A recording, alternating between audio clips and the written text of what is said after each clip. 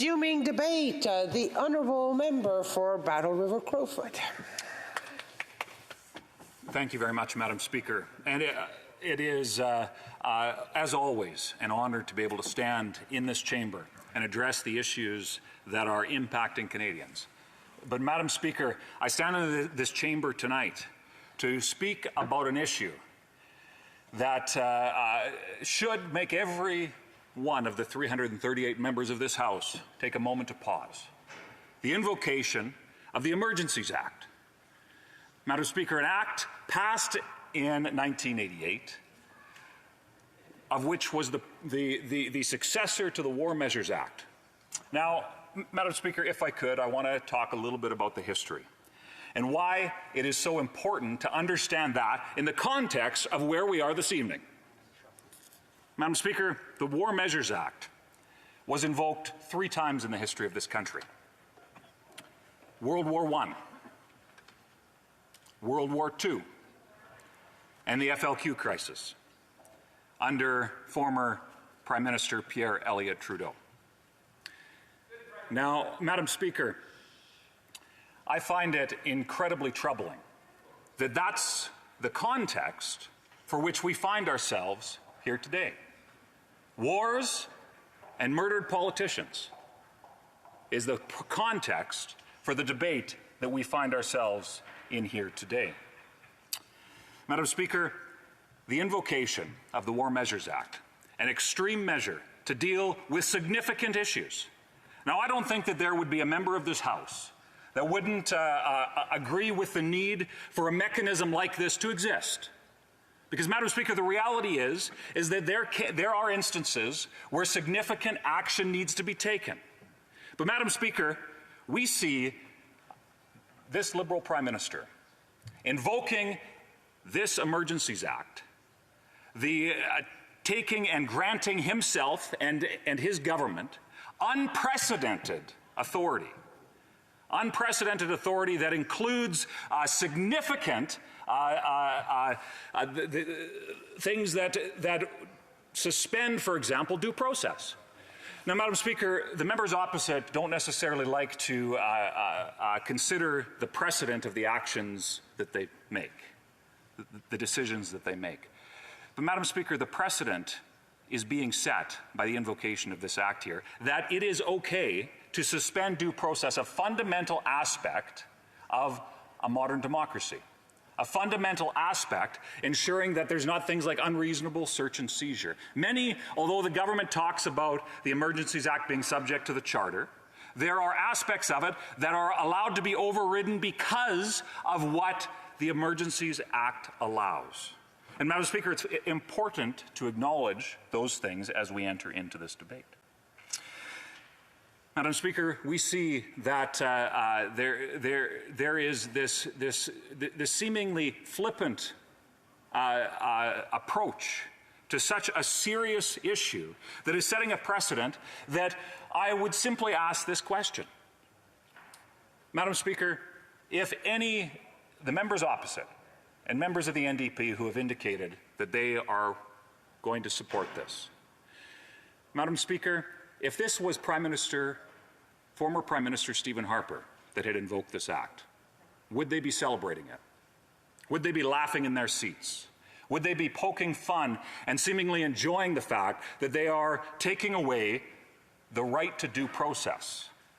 That they are suspending certain aspects of our Charter of Rights and Freedoms? Madam Speaker, that's an important question that I hope every member of the Liberal Party and every member of the NDP consider carefully. Madam Speaker, an unprecedented step that was taken 3 weeks after the Prime Minister did nothing but inflame tensions on what is a time that Canada, I would submit to you, has never been more divided. Now, the context for this is the fact that there is and continues to be protests taking place in the streets of Ottawa. Madam Speaker, I, along with my Conservative colleagues, and the members opposite, again, don't like to listen to this because it's inconvenient to their narrative. But we've condemned blockades, we've condemned illegal activities, and we've condemned the hateful imagery associated with it. You see, and Madam Speaker, they don't like that because it disrupts the divisive narrative that their leader continues to forward. But, Madam Speaker, we've done that while also being the only party in this country that has been willing to actually acknowledge the fact that over the course of the last number of months, there has been an unprecedented level of division that has alienated Canadians. So, Madam Speaker, now that's funny. The member opposite just said that we have somehow stoked these tensions. That member, I expect that when he goes to a caucus meeting, a Liberal caucus meeting next time around, that he would be quick to accuse. Of order, please. I would like order in the House so we can listen to each other. The honourable member for Niagara, on a point of order. Oh, sorry. I'm sorry. Madam Speaker, I appreciate that you're in the seat. Madam Speaker Mendez, your predecessor before you, ruled on 4 occasions on points of order the Liberal government, members of Parliament, including ministers, who continually talked over my colleagues who were speaking on this very. I have asked the honourable members to preserve order in the House. I would ask the honourable member to respect the fact that I've asked for order, and we will let the honourable member for Battle River Crowfoot pursue, and I will ask it again if necessary. Madam Speaker, to the subject at hand. We have a Prime Minister that has torqued issues dating back prior to the last election that he called misleading Canadians about time and time again. We have the fact that they have put policies forward in this country that have alienated a group of Canadians that, albeit are in stark disagreement with many of the members opposite, and quite frankly, probably the vast majority, if not all members of this House. They have torqued those tensions to segment, 10 or 15% of this country and called them names, Madam Speaker, that if those labels were applied to any other subsection of society, there would have been outrage. Madam Speaker, that's the legacy of these Liberal governments. They have said time and time again, and we've seen throughout this debate, that they will accuse others of doing exactly what they are doing. Madam Speaker, that's what we're seeing across the aisle. Time and time again, we are seeing this, but Madam Speaker, I would submit to you that after 3 weeks of doing nothing except inflaming the tensions that exist across this country, including with the protests outside and including with some of the blockades that had happened across this country, the Prime Minister did nothing for 3 weeks. Absolutely nothing. Yet, when a poll came out that said only 16% of Canadians would vote for that Prime Minister, all of a sudden he goes nuclear. He takes the sledgehammer. Now has somehow tried to justify it when the reality, Madam Speaker, is that any reasonable interpretation of the Act that has very, very clear guidelines for the conditions that need to be met for the invocation of the Emergencies Act clearly have not been met. And we've heard a lot of that over the course of this evening. Madam Speaker, in the last couple of minutes, there's a few things that I'd like to touch on. We have a Canada that is divided. That's this Liberal government's Canada. It's tragic, but it's true. I hear it every day. Madam, we have a Canada that has state-sanctioned discrimination. Madam, that's the Canada under this Liberal government. We have a Canada that I hear members opposite continually joke about the fact that there are blue-collar workers that drive trucks that are somehow the scourge of society. Madam Speaker, that is Canada under this Liberal government. It is unbelievable that we've come to this point. We need to take pause and think very, very carefully about the path forward. So my challenge, Madam Speaker, to all of those who would consider supporting the invocation or the continuation of the Emergencies Act, my challenge to them would be this. Think about the precedent that's been set. Think about if it was your political foe that was using similar logic under similar circumstances. Would you be quick to engage in this as your option as a path forward? Think about the labels that have been applied by your leader, if that would be an acceptable way to lead this country. Madam Speaker, members of the NDP, members of the Liberals, they have a choice. The highest elected office in this land, Madam Speaker, is that of the Member of Parliament. Many Canadians don't actually realize that. Every member of this House has the opportunity to make their voice heard.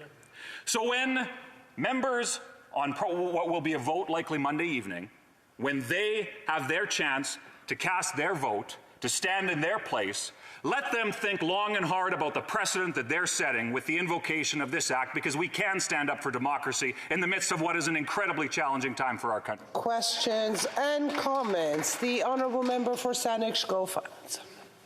Thank you, Madam Speaker, and to my honourable colleague from Battle River Crowfoot as he summed up the numbers of parties in this place. He's forgotten the Green Party, which he probably would like to forget, but the reality is that we are the caucus that has not yet declared how we plan to vote. And I would encourage him to give me some reasons to decide to ignore the horrific language and heckling that's taken place all day from those benches to encourage me to vote with them. What specific arguments do you think you could muster that would say that this was a time for Greens to vote with Conservatives? Honourable member for Battle River Crowfoot. So, thank you, Madam Speaker, and I appreciate the question from the member from the Green Party, although not official party status, a party that is represented in this place. Madam Speaker, my comment through you to the honourable member would be this. Does this crisis meet the precedent that she would wish to be set for not just this government to invoke the Emergencies Act, but for any future government to do the same?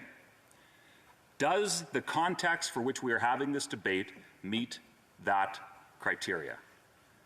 Madam Speaker, this is not about voting with or against Conservatives. This is about whether or not... Question was short. L'honorable député de Longueuil-Saint-Hubert. The honourable member. Thank you, Madam Speaker. If my apologies to yourself and to my colleague, this is a straightforward question, but it's late and ideas are running out. So, if I clearly understand the policy, what's at stake here, this is a crisis of leadership. If there's a crisis and you need to make a big decision which will affect all citizens, you have to convince people that your decision is the right one. At the moment, 7 out of 10 provinces in this country disagree with the decision made by the Prime Minister to bring about this act. Does my colleague not think, I know this is an easy question, does my colleague not believe that this represents a lack of leadership on the part of the Prime Minister? River Crowfoot. Thank you, Madam Speaker, and I couldn't agree more with my colleague from the bloc. And I'm glad to hear that they will not be supporting this draconian measure as a response to what is a Liberal failure. Madam Speaker, this is a political crisis. This is not a national crisis that justifies the invoking of the Emergencies Act. But rather, Madam Speaker, this is a political crisis that is the consequence of a Prime Minister that has failed time and time again. He's failed for 6 years. He's failed over the last 3 or 4 weeks. And Madam Speaker, the unfortunate reality is that we have a country that is more divided than ever. Madam Speaker, this is the consequence of failure, and I am appreciative that the bloc will not be supporting these draconian measures. Member for Brampton North. Thank you, Madam Speaker. I have to say I do agree with my colleague opposite on one point, and that point was feeling bad for the truckers. I feel very sorry for the truckers. I happen to represent one of the largest constituencies with many, many truckers, and those truckers called my office. They called me directly, and they were upset. They were upset because they were stuck at the Ambassador Bridge. They were stuck at Coots without food and water for days on end. The same thing happened in Surrey, and the same thing happened in Emerson. So I am standing for the truckers. I'm standing for all of those hard-working truckers that day in and day out are bringing in our supply system. So what would the member say to all of those hard-working truckers? Honourable member for Battle River Crowfoot. Madam Speaker, it's unfortunate that she obviously didn't listen to my speech. You know, they brag about there being 90% of truckers that are vaccinated, and that's good. I support vaccination. But, Madam Speaker, the fact that there is 10% that would be forced to lose their livelihoods because of the political decisions of a leader that has refused to acknowledge that there are disagreements. Madam Speaker, I'm pleased that she's listening to her constituents, but I would be incredibly surprised if she has not heard the alternative opinion. Certainly I have, and I acknowledge that fully. I speak with those people who have differing opinions than my own, because that's what this place represents. Madam Speaker, and it is an absolute shame that it seems that this government is more concerned about silencing those who they disagree with than actually engaging in a dialogue that could unify the country. Madam Speaker, that has to stop. And this Prime Minister is dividing the country for his personal political gain. Madam Speaker, my fear is, and this is a genuine fear, that if we continue down this path, our country will be torn apart. That's the consequences of failed leadership. And, Madam Speaker, that member, I hope, would reflect very carefully whether she's willing to set the precedent that a Prime Minister of a political party— Time is up. The Honourable, resuming debate, the Honourable